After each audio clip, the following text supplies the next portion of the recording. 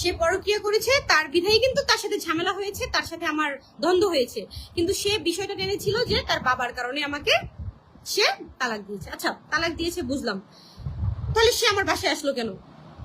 সে তো আমাকে তালাক দিয়েছে, সে কেন আমার বাসায় আসবে? দেন সে বাসায় আসছে, মাস্তানটা এখন আমার বাসার নিচে মাস্তান রেডি করে রাখছে, রিয়াজ নিচে নামলে রিয়াজকে মারবে, অনেকগুলো মাস্তান দাঁড়া করায় রাখছে। আর আমি হচ্ছে গিয়ে থানায় কল করেছিলাম, থানা থেকে হচ্ছে এসে এদেরকে সবাইকে সরাই দিছে, নিয়ে গেছে, কিন্তু এখন ফের আবার হচ্ছে মাস্তান দাঁড়ায় আছে আমার বাসার নিচে, রিয়াজকে মারবে বা আমার উপরে অ্যাসিড নিক্ষেপ করবে, আপনারা সবাই জেনে রাখেন। আর কথা নামের একটি মেয়েটা হচ্ছে টু মাচ স্টুপিড, সে একটা মেয়ে মানুষ হয়ে আমাকে অ্যাসিড নিক্ষেপ করবে। সে কথা নামের মেয়েটার সাথে নাকি রিয়াজের কি সম্পর্ক, বাট রিয়াজ অস্বীকার করে। মেয়েটা বলছে যে ইতির সাথে যখন তার খারাপ সম্পর্ক তখন নাকি সে এসে রিয়াজের সাথে সম্পর্ক গড়ে ফেলছে। কেন?